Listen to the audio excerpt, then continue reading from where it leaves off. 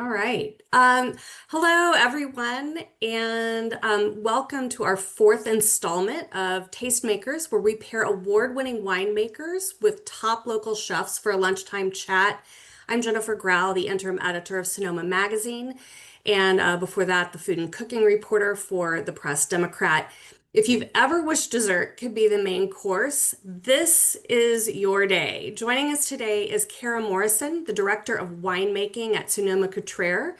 She's behind the best dessert wine at the North Coast Wine Challenge, which guests at the North Coast Wine and Food Festival on June 14th will get to sample. And a little later, we're going to bring in Chef Mark Kowalkowski, the executive chef for Oliver's Markets, to tell us what he's got planned for the food portion of the event. Um, a little housekeeping, if you have any questions for today's guest, please pop them into the chat and we'll get to those a little bit later. But without further ado, here is Cara. Congratulations on your winning wine, the 2023 Miel Late Harvest Chardonnay. And that name, I think, gives us a little Mhm. hint about the character of this wine. Miel, as I understand, means honey in both Spanish and French. So tell us about what makes this wine so special, Cara. Yeah, just to share a picture. It's not the best, but um, this wine is um, it's a sweet wine. So basically, what we do is it's from a vineyard right on River Road, our Kent vineyard, and it's actually a Muscat clone of Chardonnay. So it's a Chardonnay, but it has a little more of a Muscat aroma to it. And what we do is we allow it to ripen.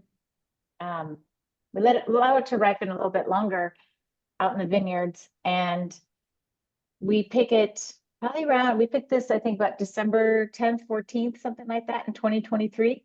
So we normally pick in September, maybe October is the latest. So we leave it out there a little bit extra time. And so it starts to get this um, botrytis on the vine. And so we'll have some pictures at some point that we can see that.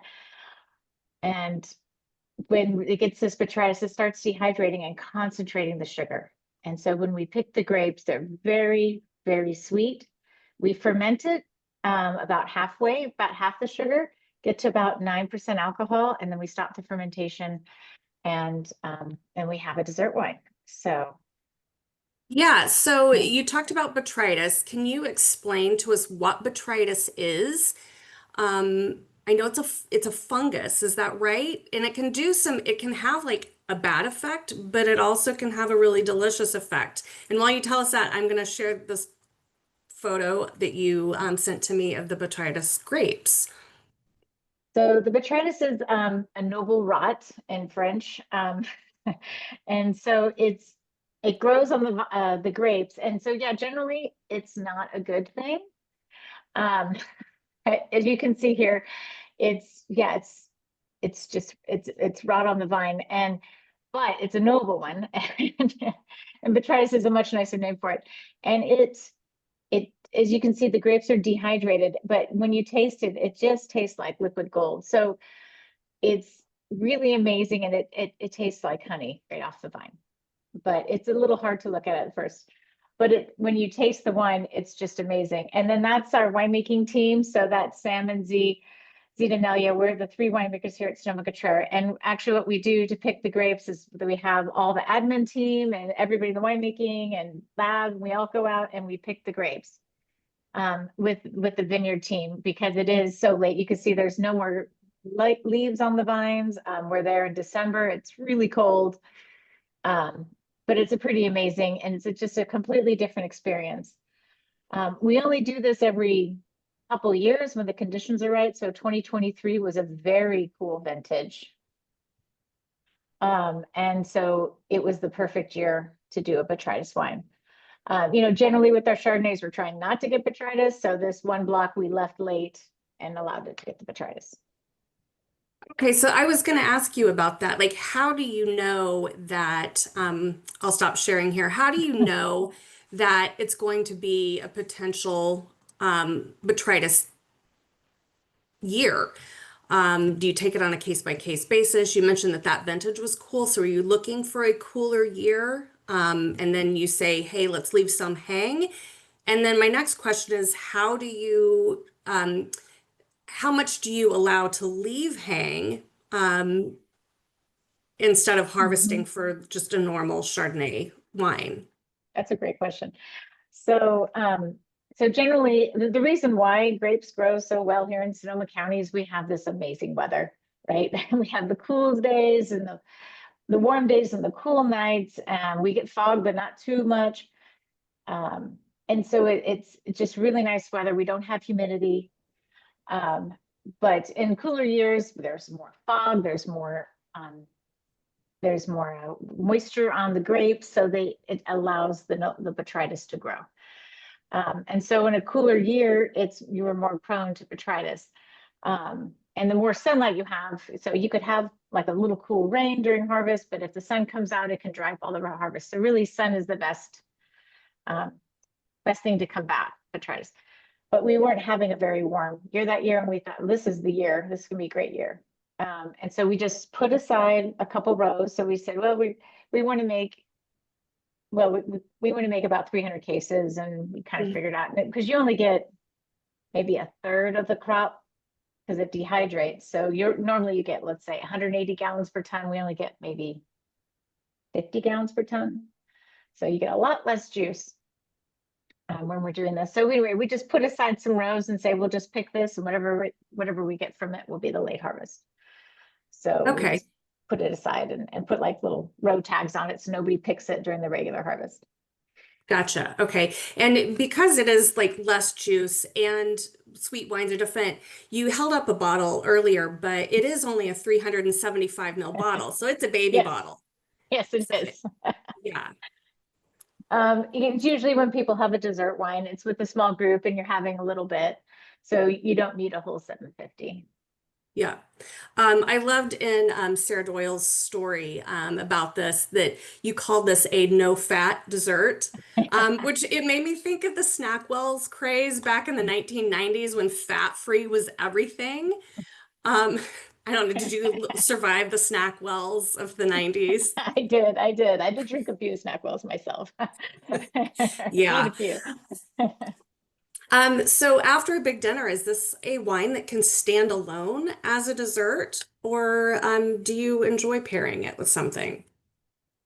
You can have it as a standalone, but it's really great to pair because people are always trying to pair.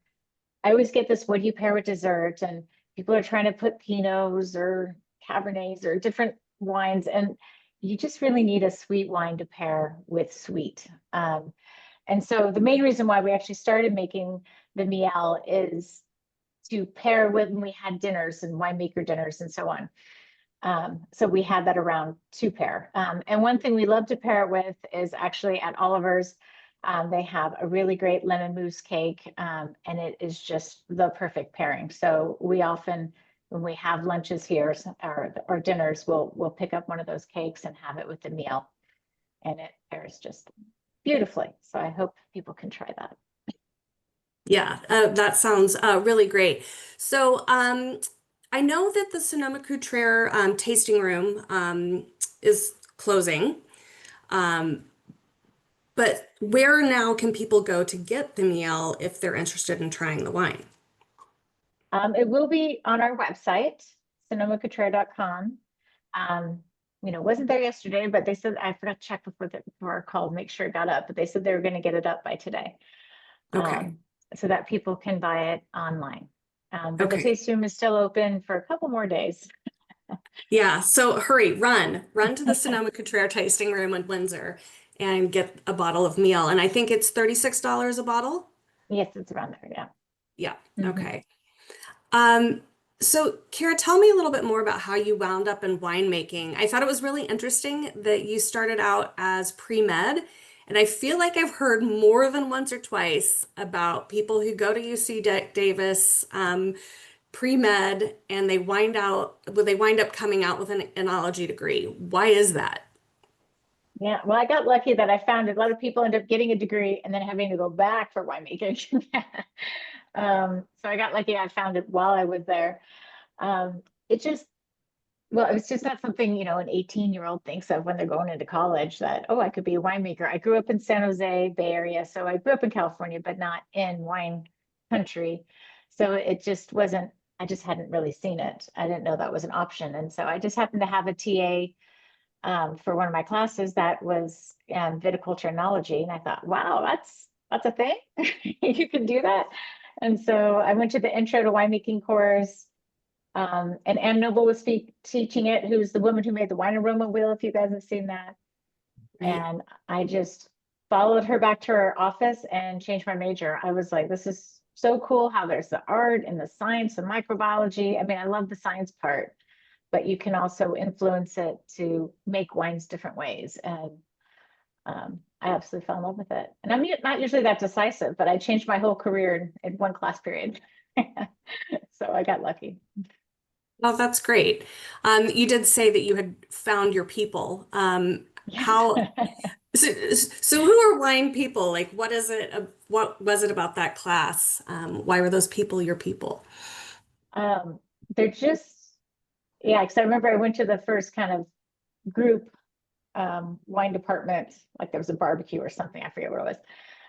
And everybody was just so friendly and chatty and sharing wine and talking. Well, I couldn't drink then. They were at the end.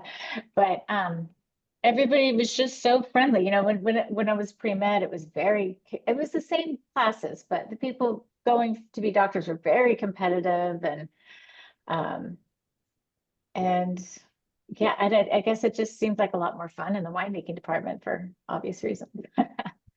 Yeah, So absolutely. Yeah, the science of winemaking more interesting than the science of medicine, I guess, to some degree, and a yes, lot more fun. yes. I mean, I'm not helping people all the time, which would be great as a doctor, but I think I help them become happier. So For sure. Um, so you were the first woman director of winemaking at Sonoma-Cutrer, and you were promoted to that position 2 years ago, but you've been with the company for 20 years as a Chardonnay winemaker. What is it about Chardonnay that captured your imagination and made you want to work with it? well, just Chardonnay is just kind of a blank slate, there's very distinct characteristics of Sauvignon Blanc or Riesling or even Cabernet Sauvignon, but Chardonnay, it really depends where it's grown and how you ferment it and the type of oak you use. And I really liked how I guess I kind of back to the whole when I changed my major just by one class, like how the winemaker can really influence how the wine tastes and is made. And the main thing is that, 1999, I remember this first time I had a Sonoma-Cutrer Chardonnay. And back in late 1990s, it was all about super oaky, lots of butter. It was just really over the top Chardonnays, a little sweet.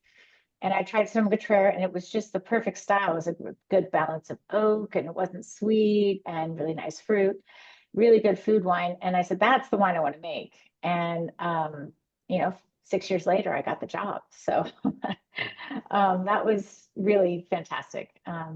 And I've been doing it ever since. Yeah. That's great. You and I had exchanged an email, and I said, sell Chardonnay to the ABC Mm. crowd, and that's the anything but Chardonnay. And I always find it really interesting when people say, I don't drink Chardonnay. I'm like, but have you tried this Chardonnay? Because they really are. They can be so different. Mhm. They are. They can be so different. And I was just last week, I was out in the market in New York pouring wine, and I got some of those. I don't drink Chardonnay, so just try it. It's free. I mean, what can it hurt? Um, and so they're like, oh, it's not so oaky and it's not so buttery, and oh, it has a good texture and a good acidity. And so I think it's people get a certain perception, like they do with anything, and they kind of and it makes life easier, right? But it's fun to have people just try it. And so, Yeah. we find ours is a nice balance where it's not too oaky but it's got enough oak to give it balance and texture. And so that's how we look at it. We try to be the in-between wine that you could bring to any party and people from different parts of the spectrum will like it. Yeah. Well, So you had mentioned Oliver's lemon cake earlier, and so I want to bring in Chef Mark Kowalkowski from Oliver's Market now. Hi, Mark. Did you hear Good us afternoon, talking about? everybody. Hi. You might have heard us talking about fungus earlier, and as coincidence would have it, I understand you're doing something with fungus for the North Coast Food and Wine Festival. What are you making for that? We certainly are. We're actually making a Mayakopa Mayatake lettuce cup. We're sort of had a sandwich contest with all our employees earlier this year, and one of our sous chefs at our Katati store created this dish using the Mayatake mushrooms from Mayakopa right in Sebastopol. And we wanted to keep on providing more vegan and vegetarian options for our customers. So we created this. It's oven roasted with just very simple flavors and letting that umami come out in the mushroom. But it's not a real heavy umami flavor like a portobello or cremini. And that's why we put it into a sandwich. But we're actually serving a different version of it for the event next month. So it's got that lighter, summery taste to it, which I think will be great pairing with all the wines that we're offering at the event. So it's oven roasted mayatakis with avocados, a vegan pesto, and some caramelized onions. So really crisp flavors to it, but still having that sort of meaty texture to the taste of it, but a lighter flavor. That sounds great. Yeah. It sounds like it could be possibly a good Pinot pairing dish, maybe. Yeah, Kara and I were talking about this earlier, but I think it could pair with a Pinot or even a Chardonnay. I think it's going to be crisp enough in flavor and not really a strong umami. Mhm. With the avocado and the richness in the food. So Yeah, could pair well with a lot of different things. good. Well, maybe she can convince you to also bring tasters of that lemon cake to go with her wine. So, You never know what we'll bring on the 14th, right? yeah. So now, Mark, we heard about how Kara got into wine. You went to the Culinary Institute of America. Did you go to Greystone campus or Hyde Park? I went to Hyde Park. I actually Okay. started at Purdue and didn't really like my business major that I liked, and sort of got into food my last year, and decided let's go to culinary school after that, and went to the CIA in Hyde Park, and worked in Chicago for a couple years after graduation, and then ended up in Hawaii for about 10 years working there. And then for the last 20 years, have been in Sonoma County. I kept on coming back here, enjoying the food and the wine, and just knew it was a place where I wanted to settle. So here I am. Yeah. Good. How did you end up at Oliver's? And I mean, and how does being a head chef for a store like Oliver's compare to restaurant work? Well, I was in the restaurant business for about 12, 15 years prior to coming to Oliver's, and did some great food in Hawaii and Chicago and even here in Sonoma County. But I always, when I moved here, I always thought Oliver's was such a unique place, great food. And about 2009, I start looking at options, and Oliver's was looking for an executive chef at one of our stores, and sort of right time, right place. And 16 years later, here I am. We always try to, our sort of mantra is restaurant quality food at a grocery store experience and price. So we try to offer, the broad market of Sonoma County with our 4 stores. Those grab and go options that we have, great replacement for, the single person or a family on a busy schedule, offering that sort of restaurant quality experience at home. One of our mottos is, we'll do the cooking for you. And I think we've certainly grown through the years of doing that. whether that's a sandwich or a deli tray or something off of our other menus that we offer, is just really high quality ingredients and using local ingredients like the Mayacopa mushrooms whenever possible.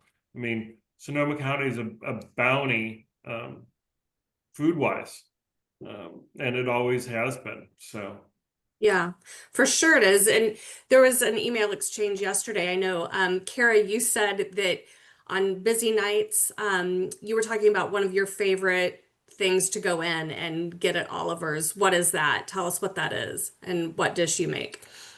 Yeah, well, it's not much of a dish. It's just I pick up, they have some crab cakes there. So I grab the crab cakes and I just throw them on lettuce, with some cheese, whatever cheese I have around, or maybe I'll pick up there's a from Cremant and Bourgogne or something that I love. But just throw that together for a summer dish and have it with the Sonoma-Cutrer Chardonnay that you can also buy at Oliver's. And it's super easy, it's just a little crab. So you got your protein, your lettuce, and a little cheese for fun. Yeah, absolutely. And then what do you pair that with? With the Sonoma-Cutrer Chardonnay.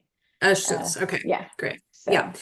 And then Mark, what about you? What's your favorite thing in the prepared foods section that you do? I really like to, take elements, just like Kara said, from our deli case, whether that's, our seasonal risotto cakes or a soup, and sort of build a meal, whether I'm going to cook a piece of protein at home, but use those sort of elements. I think we're all sort of, busy with our work-life balance, and that just sort of offers a nice alternative to doing the whole meal yourself, right? Even if it's just a classic Caesar salad or whatever it is. I mean, we have so many offerings. But having that one thing that's done, even if it's for a dinner party or just a family dinner, just having that one thing that's done and you don't have to worry about it. So you can actually spend some more time with family or friends. So Yeah. yeah. No, for sure. That's a great hint for entertaining is get some help where you can and do some of it yourself, but Yeah. take help. So, um, so I know there's some people in here. I had mentioned at the top, if you do have any questions for Kara or Mark, this would be a good time to pop them into the chat if you would like to. But I do want to talk. Kara had mentioned the lemon cake as a pair for the Miel Late Harvest Chardonnay. Oliver's, though, is a good place to find the right thing to pair with a dessert wine beyond the wonderful pastry and cake department. You've got a great cheese case. There's fruit, the bulk section for nuts. Kara, maybe take us on a trip to your local Oliver's and tell us what you would pick out to pair with the Miel Late Harvest Chardonnay. ooh. And then Mark, you'll get a turn too. Or maybe you Oh, guys can play off of one another. yeah. Well, as I say, I live like a mile from the Windsor Oliver, so I go there a lot. Um, I was really excited that I get to do this with Mark. Um, Gosh, what else besides dessert? I generally have it with dessert. I'm trying to think. I mean, I've had it with cheeses. Um, I think it goes a little bit better with some hard cheeses. Um, like even manchego might be a bit dry. Um, but definitely goes with nuts, especially they have some nuts that might be oh, help me out, Mark. I'm trying to think Just the the Marcona almonds, yes. I think would be great. One of the things that, I mean, we're just starting to get into, seasonal fruits, right?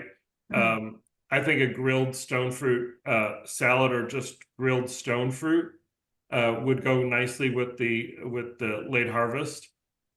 Just the acidity and crispness of that would go well. One of my favorite desserts is just grilled fruit with a really simple vanilla ice cream.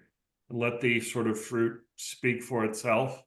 You know, we try to feature those sort of things. You know, stone fruit, we're just coming into season, so we probably got about 6-8 weeks of the peak, you know, peaches, plums, apricot sort of thing going on. So I think that's something that, you know, you got to sort of embrace. And, you know, a week or two from now, we'll be going into, you know, some of the summer corn dishes and, you know, that super sweet corn from Brentwood. So those are the kind of things that you always got to keep on moving towards, especially in the summer. There's so many more like bright flavors coming out. You know, we're not even into late July, August tomato season, but you know, there's a lot of stuff that's going to be coming out the next 3-4 months. Yep, and it goes well really with, you know, just fresh berries and cream too. For late harvest, I've had that many times. I don't know why I couldn't think of that, but yeah, some of the fresh organic berries, and my husband he likes to make the cream fresh, which is just lovely, and put that on. So yeah. We do have a question in the chat. I'll read that for any participants that can't see it, from Woody. He says, Chef, are you at all involved when the store picks its own olive oils or features a major purchase of Parmesan cheese?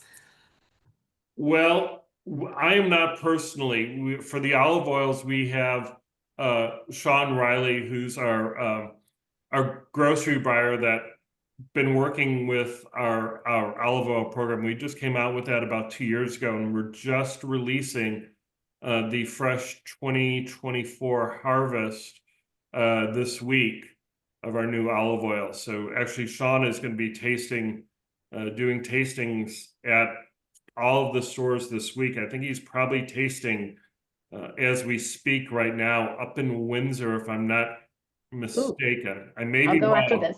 But the schedule's on our website, and if you're on our email list, it's on there as well. So yeah, we're actually going to be featuring the balsamic vinegar at the North Coast event. We're going to be doing the fig balsamic as our non-alcoholic drink that evening or that afternoon, as well, just as a little alternative to all the great wine that we're going to be having there.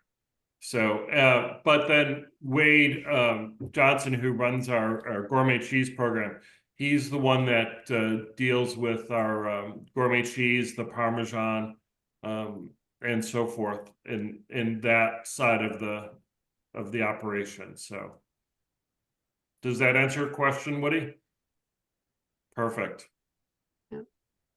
Yeah, that's a good question. I got to interview some folks at Oliver's last fall, and just such a large team of people that make all that happen. You know, all the head of the cheese department and the seafood department, and then that oversees it for all the stores. So there's so many people involved making sure that we have great food available. And the nice thing wine also, when you go into the store, since we're talking about food and wine pairings, I feel like people in every department are versed in wine pairing, and if they're not, they can send you to the wine department and help you figure out a pairing for what you're planning to cook or serve. Yeah, I mean, Steve Moss, our founder, sort of his mantra is, you know, we're not in the grocery business, we're sort of in the education business. So we sort of try to educate our customers, you know, having conventional to unconventional items at our stores, right? So we actually have over 1,000 people working for the company. And we have specialists in all these fields that we're talking about. You know, a great wine buyer. We have wine managers at all of our stores that are really versed in pairings and what we offer in the wine department. Besides each store, we have a executive chef that runs our kitchens, and we really take pride in being as knowledgeable in our own fields as we can. Yeah. Well, I don't see any other questions, and we're about out of time. But I would be remiss if I didn't mention that today is National Burger Day. And so, Cara, why don't you hit me with your favorite wine to pair with a burger? Oh, I really like, especially if I'm having a burger in the summer, it's kind of hot. So I like to have a rosé, honestly, because it just pairs so well with summer in general. Yeah. And we have a Pinot Rosé that's a really nice light rosé. So Oh, nice. yeah, that's generally my preference. Yeah, it's definitely rosé season. And then, oh, go ahead, Carol. There is a question. Mark can answer, but there is one question in the Q&A section I saw. What? I don't see it. I can Jennifer, could read. you read that, Oh, please? hold on. I'm Would you sorry. agree that mostly 60 plus peeps prefer Chardonnay? Oh, 60-year-olds. People over 60 prefer Chardonnay to Sauvignon Blanc. Do you think is is there an age range for wine preferences? I have noticed that yeah, maybe 60 plus do prefer Chardonnay and Sauvignon Blanc. I don't know if it's exactly 60, but Sauvignon Blanc is a preference. Often for younger generation, they tend to like, less oak. Although, oak done in the right proportions, it's almost like the generation said, no wood, no good type of thing way back when, and it had to have oak, and now they're kind of going the opposite way. So where again, it always comes back to balance. Gotcha. But generally I have seen that younger generations prefer Sauvignon Blanc. Yeah. Yeah. Okay. Sorry. Thanks. Well, thank you for noticing that question. I would have hated to have left anybody out. So, Mark, back to Burger Day. Do you have a secret weapon for making a perfect burger? One of the things that I toss in my burgers at home, especially, is actually a little soy sauce or tamari. It just gives that little more umami, earthy flavor to it, and it's that subtle thing that you don't necessarily pick up on, but it matches so well with the type of protein that you're using. Even if you're doing a turkey burger, it just brings that little extra something to the burger. And I've made burgers at home and everybody's like, what are you putting in there? I always put a little soy or tamari and even a little Worcestershire sauce. It just adds that little bite to it. So that's my little secret ingredient. Great. in And then burgers. your favorite burger wine? I would have to go with a rosé as well, especially during the summer. Yeah, there's some great rosés, rosé of Zen, maybe a little heavier of a rosé, just to go with if you're eating a beef burger, maybe a little lighter style of rosé if you're going with a turkey burger, perhaps. Yeah. So. All right. Well, I think burgers of rosé all around today for National Burger Day. Sounds like a good plan. So, Great idea. yeah. All right. Well, thank you both so much. Cara Morrison, winemaker at Sonoma-Cutrer, and Mark Kowalkowski, the executive chef for Oliver's Markets here in Sonoma County. Thank you so much for spending your lunch hour with us. And we're going to look forward to seeing you both at the North Coast Wine and Food Festival, Saturday, June 14th at the Luther Burbank Center for the Arts, where there'll be 100 wineries, 20 different chefs. You can get tickets at northcoastwineandfood.com. And I did notice on Instagram, because I'm always a bargain hunter, that if you'd like a discount on the Press Democrats Instagram page, there's a couple of posts about the festival, and they've got a promo code that will save you $20 on tickets if you purchase before May 31st. So go get those tickets. Go to the Sonoma-Cutrer tasting room before May 31st and get that meal Chardonnay. And we'll see everybody at the North Coast Food and Wine Festival on June 14th. Thanks a bunch. Thanks, Thank everybody. you.